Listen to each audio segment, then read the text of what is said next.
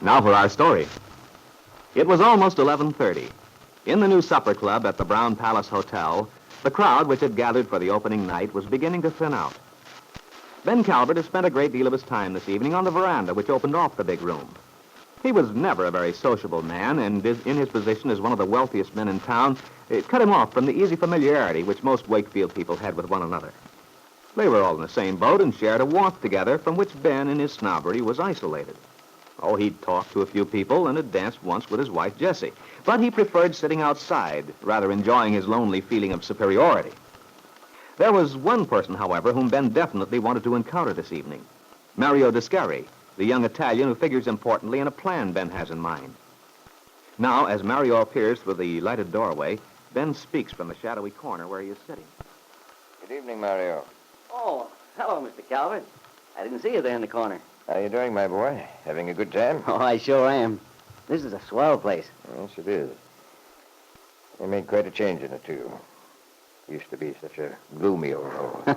That's what Aunt Mary said in her speech. That's right, so she did. Well, this will make quite a change in Wakefield. Having a bit of nightlife. Not that I go in for it much myself, as a rule. I guess it's quite a change for you, too. Yeah. You and your wife are usually homebodies, aren't you? We always have been. But as Carlos says, it's good for people to get out once in a while. That's right.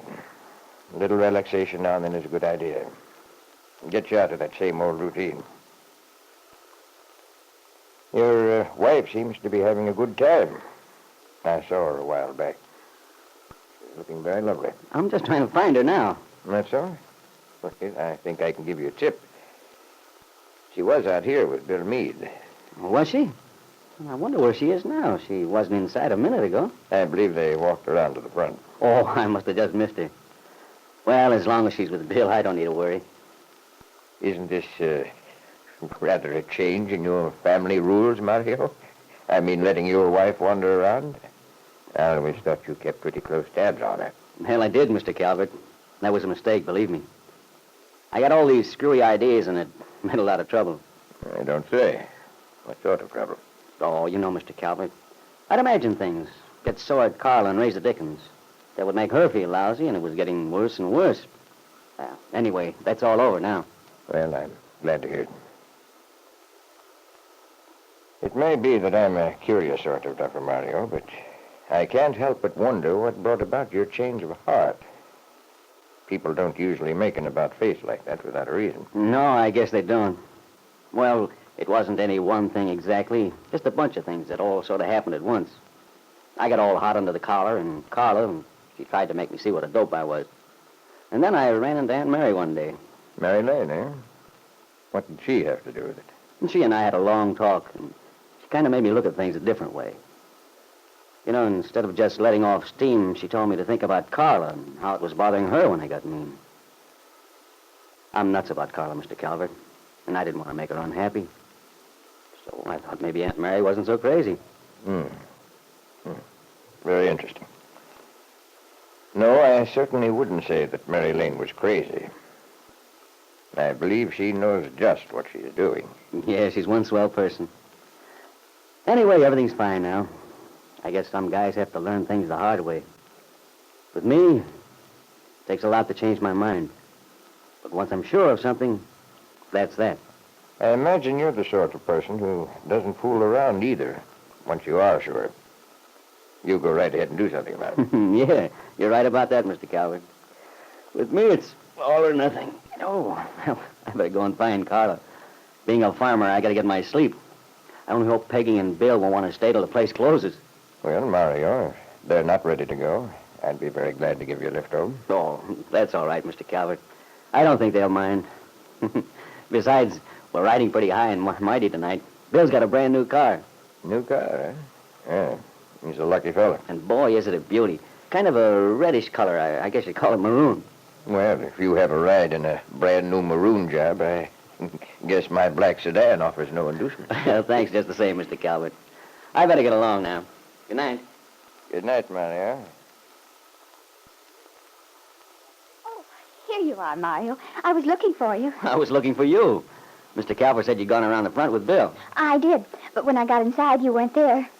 And then I danced with Bill, and when I looked for you, you weren't anywhere in sight. It doesn't matter, baby. Did you have a nice dance? Mm-hmm. But I'd rather dance with you, Mario. That's good. I danced with Randy Lane, too. Poor fellow, I felt sorry for him. Sorry for Randy? What for? Well, he looked so lonesome. You know, Mario, I think he likes Lily Devon, but she doesn't pay any attention to him. She's been all the time with Mr. Bowman. Yeah? Maybe she's not so dumb. He owns the bank. Oh, Mario, that's not a nice thing to say. She's a very sweet person. And don't you think she's beautiful? She's okay if you like blondes.